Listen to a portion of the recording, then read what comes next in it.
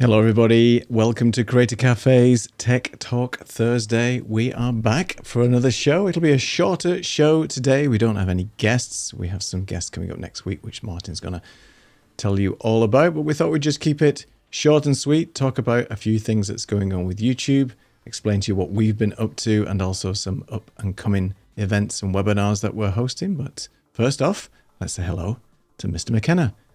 Good evening. How are you doing? Good evening, good morning, good evening, good lunchtime, whatever it is, wherever you are, people. Welcome to not so sunny Edinburgh. But we had our regional one day of sun last week, which is 23, 24 degrees. It was beautiful, and then it was 14 feels like 10 the following day. So, oh dear. 14 feels like 10. So what is it now then? It's quite cool now, is it? It's not raining though, right? Yeah, it's about. Not raining right now. It is quite sunny. It's about 16 degrees, something like that. So it's not what most people would call summer. But, no. Well, it's definitely kicked in over here, unfortunately, and it still continues to kick in. So for those of you who are listening, it's 35 degrees Celsius. I think that's 100 plus degrees Fahrenheit. It's hot, but we have to spare a thought for people in Las Vegas. That I don't know whether you saw the story. I was told about this the other day, that they had some very, very strong winds in Las Vegas that took out a number of power lines along a road. It was like tick, tick, tick, tick, tick, tick, tick. They all one, like it's like a domino thing. One pull down and then the others pull down. So it's 110 degrees in Las Vegas with no air conditioning. That must be unbearable. But there you go. Oh, Tatiana says she hears some double audio when Martin speaks. Martin Echo. What's happening? Let me find that. Thank you for telling us. Let me see. Thanks for telling us, Tatiana. The other week I wasn't allowed to speak at all because the guests couldn't hear me. I can see what's happening. It's my Rodecaster is pulling in Martin's audio. So I'm going to fix that. Rodecaster just updated the software, the beta software, to add this Call In Me feature. And obviously, that's messed everything up. So we're not being very good, are we, with the audio here? Let me just find out what's going on there. There's always something with audio last test, week. Audio test. Yeah, no, you're definitely coming through double audio. I can see you. So, and it's a Rodecaster issue. So my Rodecaster is routing incorrectly. I'm gonna have to go in the settings. This is nonsense. What I'll do is I'll mute myself. I'll go behind the scenes. And Martin, you can just chat to everybody for a while. It'll be great. I'll do that. Yeah. So everybody, incidentally, anyone who's watching, a couple of weeks ago we had a guest on who had an immensely complicated audio setup themselves and couldn't hear me, and we went through the whole show with me being quiet because the guest couldn't hear me and I was just typing instead. But ultimately, after the show finished and we're in the green room, our lovely guest pressed a button and said, "Oh, I can hear you now." So it wasn't us at all. It was the immensely complicated setup of our lovely guest. So that was that one. So I may as well just jump ahead slightly in the schedule while Neil is playing with buttons and tell you who we've got on next week. So next week we have as a lovely guest Mr. Brian Kosak, and Brian will be joining us from Canada. Brian is a lawyer, and in particular he is involved in the funding of films and also has a lot of work to do with the music industry as well. So interesting job as it stands. But Brian is completely into AI. He absolutely loves it, and he's actually an ambassador for Gamma.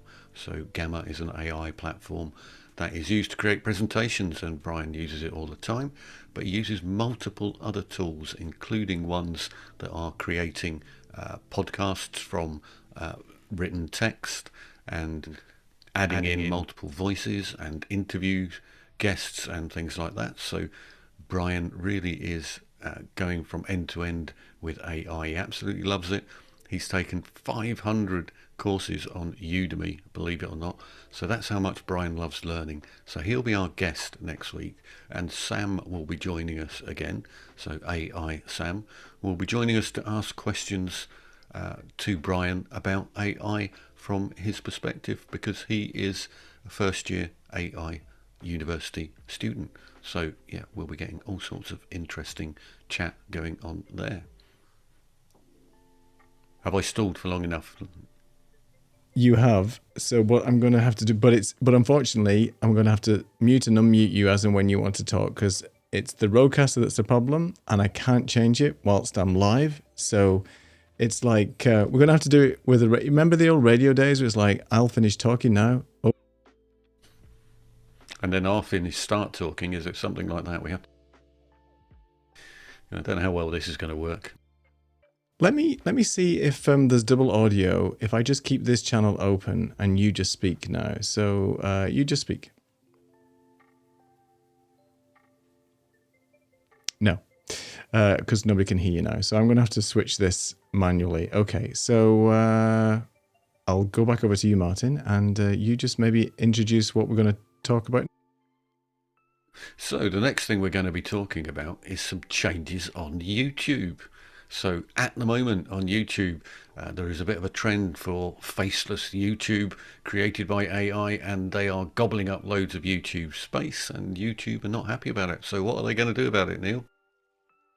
All right, God, this is so... it's like back in the older days. Click, click.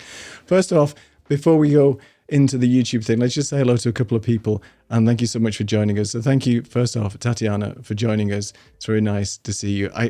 Every week we seem to have some... Yeah, Martin has to wave now because he does say hello, but obviously you can't hear him. And then who else we got? Hey, Tim, thank you so much for joining us. Yes, Rodecaster. Things you need to learn about with me. I like using beta software for the Rodecaster because there's lots of new features, but you don't upgrade your Rodecaster 2 hours before you're due to go live. That's a top tip for you. Don't do that. Hi there, Gretchen. Thank you so much for joining us. And she says, pretending you're handing the mic back and forth. I think that's the only way to do it. Like I'll just gesture to that. And hello, Daryl. So thank you so much for joining us. It's not as bad as last week where we couldn't hear Martin. I just have to keep muting and unmuting. So Martin has just asked what's going on with YouTube. So let me show you. And I've got to switch to this scene and then mute.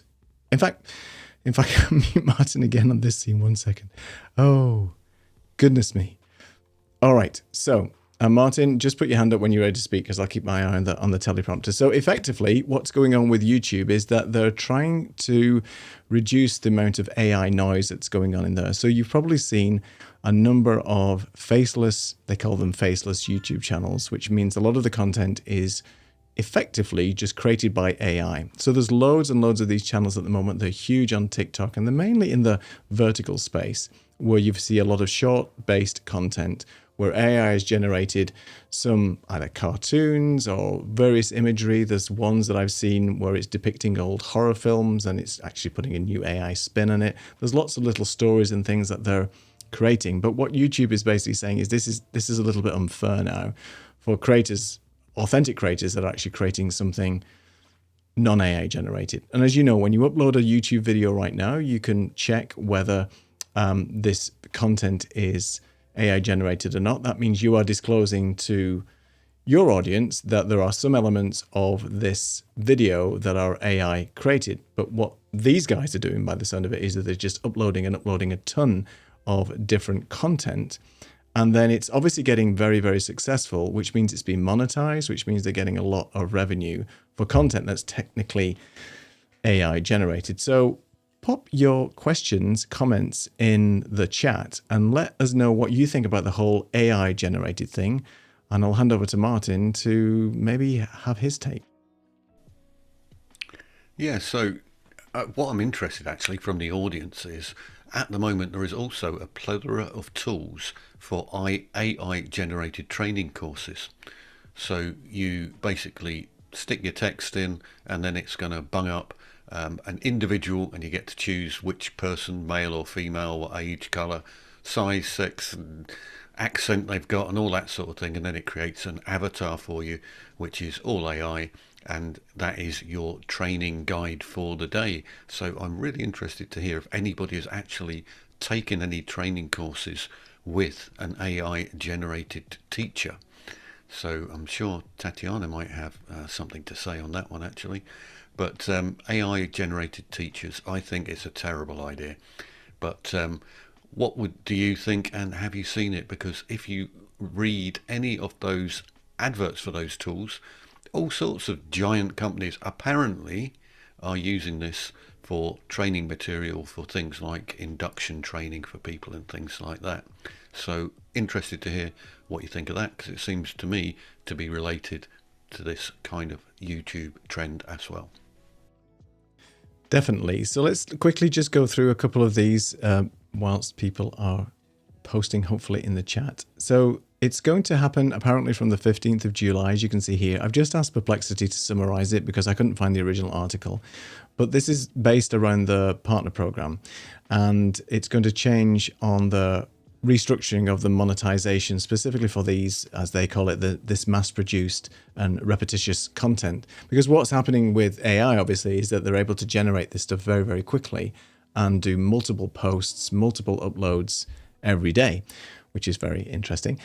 So what they're looking at is a targeting with this new policy, this mass-produced content. So videos created in bulk, often using automation or templates with little or no unique value. Repetitious content, channels that publish near duplicate videos or content with minimal variation. So there's a lot of this content that looks exactly the same. They change a few things. It's just basically changing a prompt in AI and generating multiple content that looks pretty much the same, as they said here, with minimal value and so on.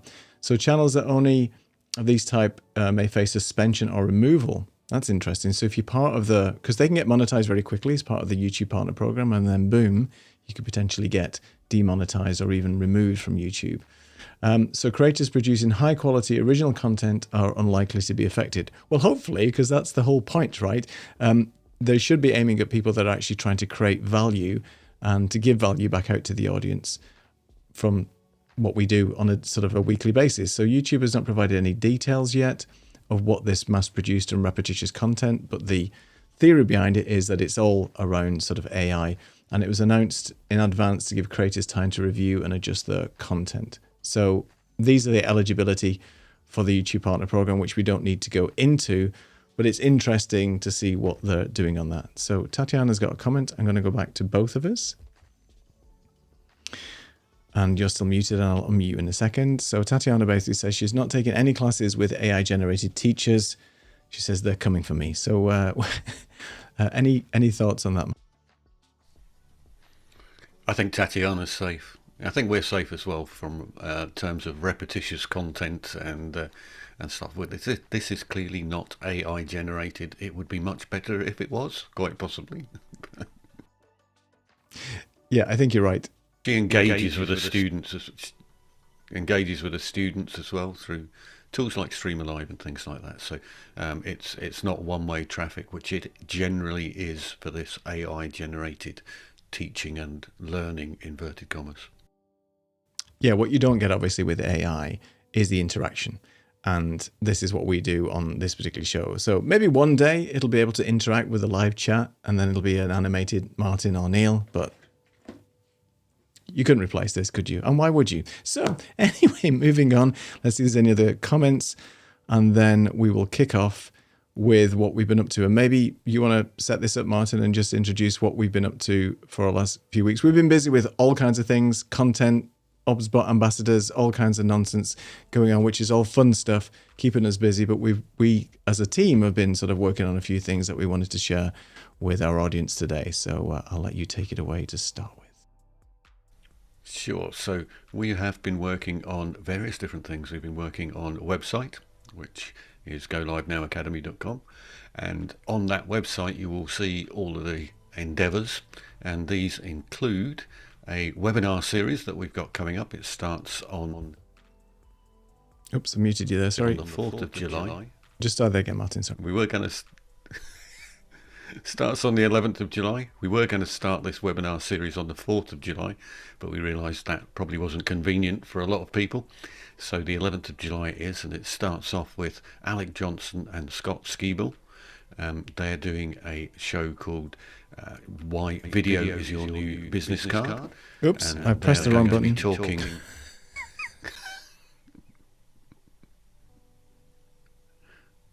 Okay, if anybody out there wants to join me as a professional host, then I'm looking for somebody new. So he's only got one job to do, He's got 2 buttons on that Stream Deck, and still not managing. So, why video is your new business card with Alec and Scott.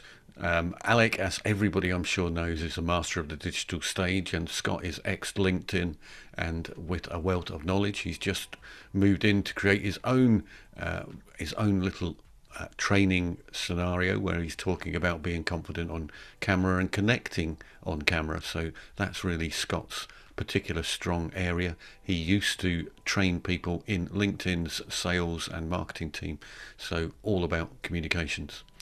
Then we've got Neil and Chris Stone, talking about lights, cameras and podcasts. So everything about looking good and sounding good on video and with podcasts as well. Chris, massive podcaster with 500 plus podcasts out there. We then move on to both Lux from Streamer Live and Katie from Ecamm, talking about customer engagement and community building. And then we go on to bring along Charlie Hills, who, if you have a look on LinkedIn, look up Charlie Hills on LinkedIn. He's posting every day about AI. And I was just saying to Neil before we came on, his last post had 1,000 likes and something like 600, 700 comments on it. And that was all about which AI creators to follow. So if you like AI, like Brian for our guest next week, Charlie Hills should be on your list of people to follow. And he's going to be accompanied by Scott, and they're going to talk between them about cracking the LinkedIn code. So how has Charlie managed to crack the LinkedIn code? Well, I can tell you straight away, there's a lot of hard work involved. There is no dark secret sauce that's going to instantaneously make you successful on LinkedIn. But Charlie and Scott can give you the inside story on how they've done a very good job on bringing themselves up the LinkedIn leaderboard. And I'll go over to Neil for the next section now. Thank you. And sorry about that, everybody. And Tatiana has basically said, thank you. There's a little bit of sympathy out there. And Daryl just says, I'm not spinning enough play. I do only have one job. I do have 3 Stream Decks in front. I can't even say it. 3 Stream Decks in front of me. But today is a little bit more tricky because, anyway, audio issues. What can we see?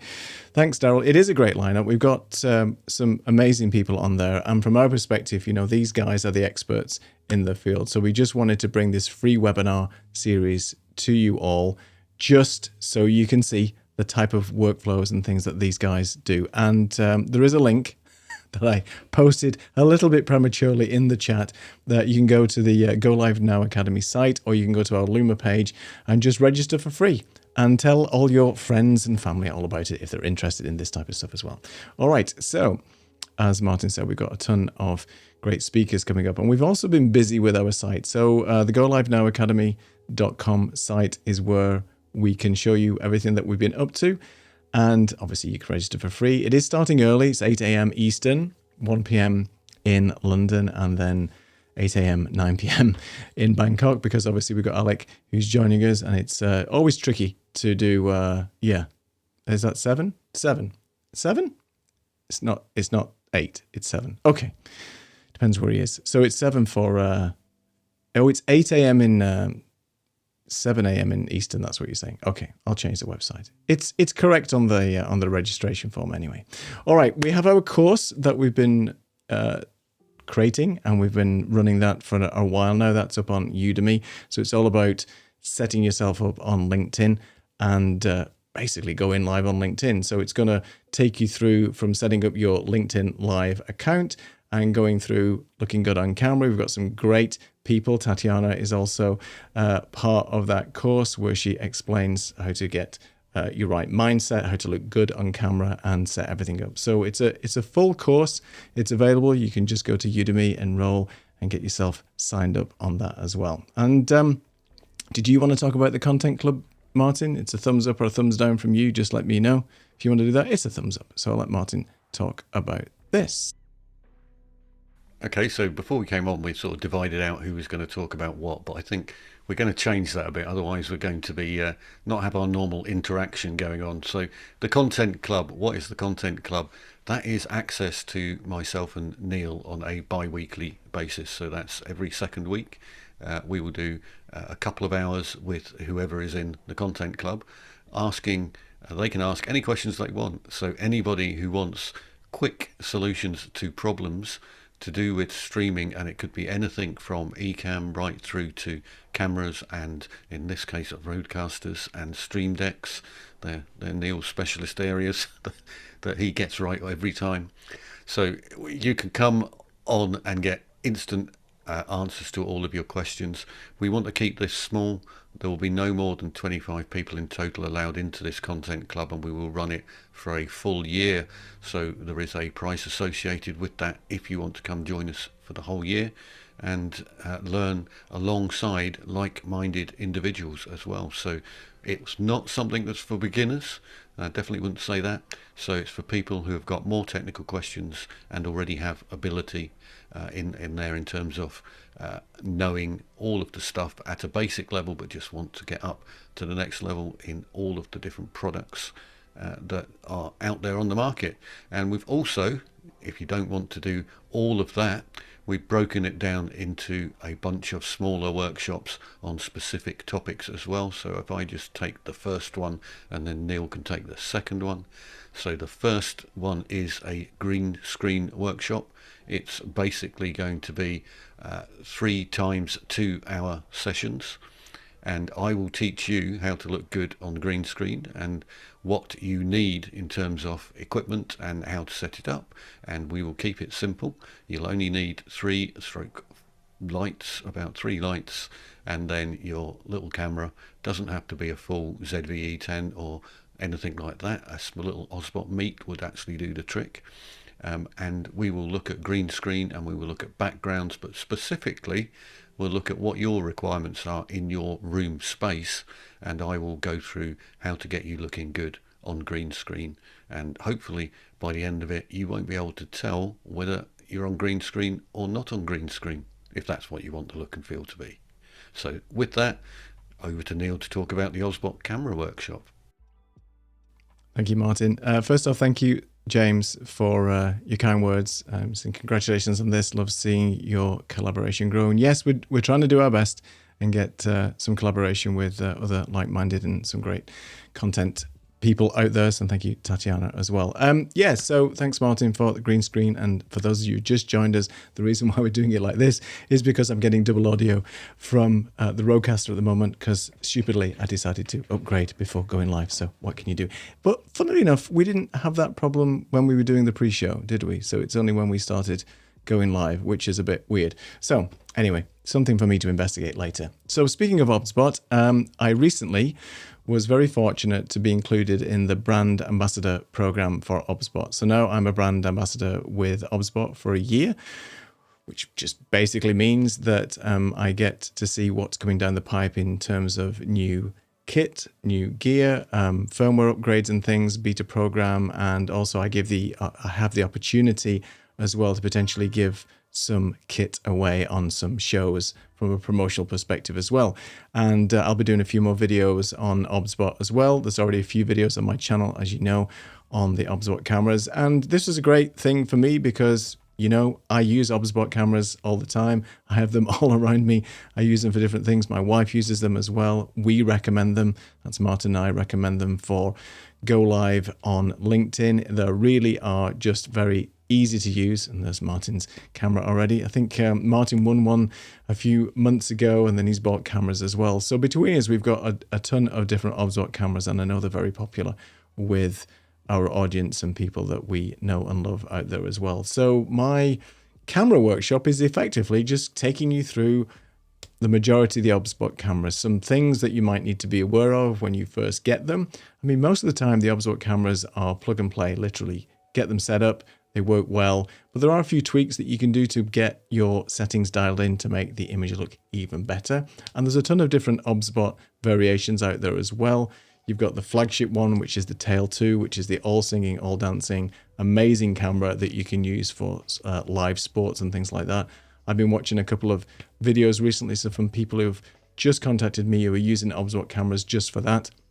So it's really nice to see them working in the field, all the way down to the Meet 2 SE. They've got loads of different names, so I have to remember them all. But effectively, these are great cameras that you can just get yourself up and running. And I know that Paul Duncan from the Ecamm Fam has just replaced his ZV-10 with a OBSBot Meet SE, because effectively it's a tiny camera and you don't need any space. If you're right back at the wall and you can't put a big camera on there, then the Meet 2 is a really good option. So I'll be taking you through this. It's going to be a couple of hours workshops in probably 2 sessions, because obviously there's quite a variety of cameras to go through. And again, it's something that I want to put forward to people to be able to learn more about upping their production value. And you don't have to spend a fortune on big mirrorless cameras to get a decent image. And OBSBot is a great company that supports great imagery. So with that, that's that one. And then I'll bring you over to Martin, who is obviously the master when it comes to doing Ecamm design and layouts. So Martin, over to you. So yeah, all of these workshops, some of them are going to be different lengths of time. You can register for any of them at the moment in terms of registering your interest, because we're going to be doing them on demand. So once we've got 10 people on the workshop, then we'll schedule it. But at the moment, you can just go say, yeah, I would like to join the workshop. Each one of them is paid. They will be different prices depending on how many hours are in each particular one. But one of the ones I'm going to be doing, which will be fairly lengthy, it's going to be another 6-hour workshop in total, so 3 lots of 2 hours, is an Ecamm design workshop where I will take you through all of the tricks of the trade in terms of designing layouts for your profiles and how to work with profiles, but also how to use the new live motion features and build those in to your production for some very clever effects. So things like backgrounds moving around and layouts whereby you're using transparency and all of the other different options within Ecamm associated with that giant list that you have for photo effects that you can change about. So all of those things, including also the favorite topic, which is how do you do that 3D thing you do, Martin? How do you make it look like that? So you'll learn all those sort of things in the Ecamm design workshop, and also bring along your own challenges. So if people have got a specific requirement for an interview with 6 people or something strange like that, then we can have a look at that, and I'll take you through all of the steps to design it, and there'll be some free profile stuff that goes along with that as well. Elgato and Road Workshop. Who would need a Road Workshop, Neil? People who decide to upgrade 2 hours before you start live stream, those types of people. But effectively, this is all about really setting up your Elgato kit. I did and have done a number of different videos on the Elgato products over the years. When the Elgato Prompter came out, there were a ton of issues with it in terms of just getting it up and running and set up, and I do find that quite frustrating. I've had people contact me, so I've also made videos online to go through that. But if you're not, or if you're just getting yourself started with the Elgato product range, you know, they've got the Stream Decks, they've got the Prompter, and Rode have got a ton of gear as well. And they can work very harmoniously together when you get it all set up and configured correctly. Obviously today is not the case, but this course is all about getting you up and ready with your Elgato stuff. And I've mentioned before that Stream Decks aren't really just to be used for live streaming and switching scenes and things like that. They can do a ton. Alec obviously has some videos on that as well. But what I wanted to do is condense some of the workflows and workshops that have already been published out there on my YouTube channel and others, and just get a feel for what people actually want to get out of this, and teach them realistically how to set this up properly, just to get in, get out, get the settings that you want, and then move on. So that Elgato workshop, as Martin mentioned before with all the others, are just really going to be on demand as and when we get some people who want to join us. And then you can just join the waitlist and you will be notified when these courses become available, and we'll let you know all the pricing and all that stuff as well. So with that, let's move on to the last couple. And Martin, I guess I'll go over to you for the Streamer Live design workshop, because we all love Streamer Live. Yeah, so we all love Streamer Live, and you can really take it to the next level as well by combining it with Ecamm, or in fact just using some of the inbuilt features within Streamer Live to change background colors and things like that to build a show that blends in perfectly with your business themes and color schemes if you want to. So I'm going to show you a load of clever stuff with moving backgrounds and color changing backgrounds and blending in stuff using green screen or green screen chroma key, I should call it, not strictly green screen, but chroma key. But I will show you all of those sort of things that you can do with Streamer Live, and maybe even a couple of green screen tricks that you can utilize with the product set for even deeper engagement. So Streamer Live Design Workshop, there's a lot to Streamer Live that you may not notice when you're just playing about with it on the surface, but once you start getting into it, then you can get to a great deal of detail. And then I'm going to do a presentation design workshop as well. So the presentation design workshop will include both Keynote, PowerPoint and Ecamm as well. So a bit of everything. So some real eye-opening or eye-catching designs for presentations, and in particular animations within the presentations as well, and how to get a good flow to your presentation. So I have been giving presentations for years and years and years, and today I did one in Ecamm only, and I thought it looked really pretty slick. Showed it to Neil just before we came on actually, and I think he's of the same opinion. So you can really get some cool stuff going on, particularly by combining Ecamm with either Keynote or PowerPoint and doing things slightly differently from the way that other people will be showing you how to do so. So that's the presentation design workshop. There is one more below that, and I'll leave it for Neil to go through that one. Thank you. So based on what we were doing last week, I think it was last week with Saeed, and we've done it a couple of times now with the guys at Streamer Live and another live stream that we had, is basically just thinking about how to design your workspace. So we both have decent setups, and we do get asked a lot, well, how do you get the lighting like that, and how does it look like that? So it's really important, especially in the corporate world now. If you're on LinkedIn and you're showing up on LinkedIn, I think there's no excuse to show up and look bad on camera. The technology is there for you to be able to tweak and change how your camera looks. Cameras are dirt cheap now, as we've mentioned. You know, you can pick up a really decent camera from less than $100. From an audio perspective, microphones are very cheap and accessible. So the days of lockdown, Zoom, everybody looking up your nose, bad lighting, light behind you, just not being really good on camera, I think those days should be over. But we do see over and over again, and I know Martin will agree with this, that there still seems to be a number of people that we see online, both in the corporate world and on Zoom calls or whatever it might be, that just, I don't know, it just seems to become acceptable that that's the look and it's fine. But I think we've mentioned before the difference between showing up on camera, giving a really good first impression, looking professional, sounding professional.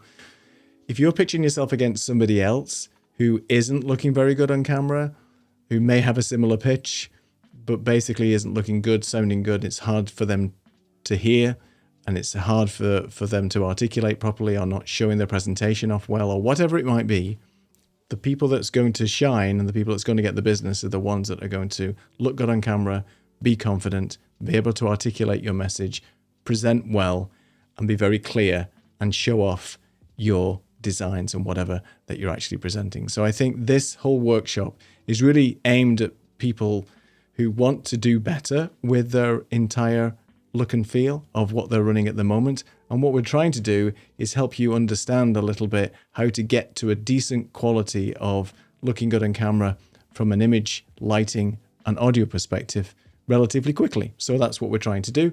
And that's the whole purpose of this workshop. So if you're one of those people that think they could do a little bit better with how they look on camera, and maybe you're missing out on some opportunities because basically you don't look as good as you can sound. At the end of the day, you have a voice, you have something unique to you that you want to present to people. Why not do the best that you possibly can and look great on camera and sound good while you're doing it? So that's why we created this particular workshop and presentation. And I think that's everything. So you can join the waitlist, as we said at the bottom, and you can basically sign up. You've got the link. So if anybody that you know who could benefit from some of these offerings that we've got, or if you just want to join the webinar, please sign up and do what you want to do. All right, I'm going to go back to this scene. I don't know who's muted or not, so I'm going to stay quiet for a second. So I should speak, just in case I'm all right to speak. So in that final workshop, being as we haven't mentioned it, and it's a nice link anyway to sort of finish off on, being as this has been a bit disjointed today, we will be using AI as well. So we will do some AI generation of people's workspaces. So we'll take a picture of your existing workspace and we'll ask AI to critique the workspace. We'll make some changes, and we'll also get AI to produce a potential image of what your workspace could look like once it's had a makeover, and then we'll try and get to that position. So a bit of AI in there, which brings us back nicely to where we started off with our guest next week being Brian Kosak, who's going to talk all about AI. And I guess I'm not going to speak anymore this evening, because I think that's been it's kind of a long sales pitch. We're normally really rubbish at doing sales pitches and forget to do it, but we've been working hard on all of this. So hopefully everybody out there is already registered now for the webinar, and Luma will tell me you've all registered, so I will be watching and checking. So hopefully you're all registered for the webinar already, and people start to register some sort of interest in those workshops, so we can find out which ones you really want, and then we'll put them together. Over to you, Neil. Oh, thank you. I'm just going to go and do the CTA so people can just scan the QR code if they want to. And you're right, we're not very good typically at doing sales pitches, but we just wanted to share with what we're doing, because we've been working hard on a lot of this stuff, and we really want to help people and benefit them with some of our experience and knowledge that we've gained over the years. So to sign up for the webinar, just go here and basically go live now academy.com, click on the QR code, scan the QR code. I know people say click on the QR code. You don't click on a QR code, you scan it, but that is the site. Go and register. And there were a couple of comments, so I'll bring those comments back in as well, Martin, just related on something that we were talking about before. So I'll bring those comments in. So Tatiana said that she's not taken... Oh, no, that's the wrong one. I hope people will still want to be humans and all our imperfections. Co-teaching with AI could be fun. I think co-teaching with AI might be interesting, because obviously what Martin was saying before is part of the design workshop for our studio makeover is something that we did last week, where we're using AI to sort of maybe help and critique, and I completely forgot about that. So thank you, Martin, for pointing that out. So that's something that definitely could work, I think. And Daryl said, where was his comment? That he's not monetized yet. I've lost his comment now. Where's it go? Oh, yeah. Daryl said that he's not monetized yet, but he posts about 98% new content with the occasional reruns. And I don't think there's anything wrong with repurposing. That's not what they're aiming at. It's this constant sort of drudge of similar content that's out all the time. And it's not basically providing value. It's entertainment, maybe, but it's a little bit samey. So we'll see what happens. I'm sure some of the creators that have already been creating this stuff over the years are sort of thinking, well, how do I pivot now? And so on. Well, maybe they just need to be creating content that's valuable for people and so on. So last few minutes, if you've got any questions, those of you that are still here, if you've got any comments that you want to make, let us know. Martin, last thing from you, I guess. Any plans for the weekend? I know you've been busy with all this kind of stuff and graphics and stuff, but are you taking some down time over the weekend? Actually, I don't think I am taking too much downtime, because I just had this light bulb moment to do with AI last week, at the end of last week. So I'm now going to be creating something called the ITSM brain, which will be very boring to 99% of the planet, but to the 1% of the planet who know, have any idea what ITSM is, it will be quite exciting. But it's a bit of a revelation, because it's going to allow me to take the last 30 odd years worth of data, crush it all up into AI, and then spit out some very interesting findings. So I'm got a little bit down the rabbit hole with that one. So I suspect that might be my weekend for me beginning. I do not have the beautiful weather that you have in Portugal. Well, thank you very much for that. This weekend, 4th of July tomorrow. So happy Independence Day for tomorrow for all our American friends. I just wanted to say thank you so much for everybody that's joined us tonight, for your continued support. It's really nice to see some familiar faces and some new faces as well. And yeah, we love helping people and supporting. So thank you so much for supporting us. So with that, I will say goodbye from sunny Portugal and goodbye from Edinburgh. Cheerio, folks.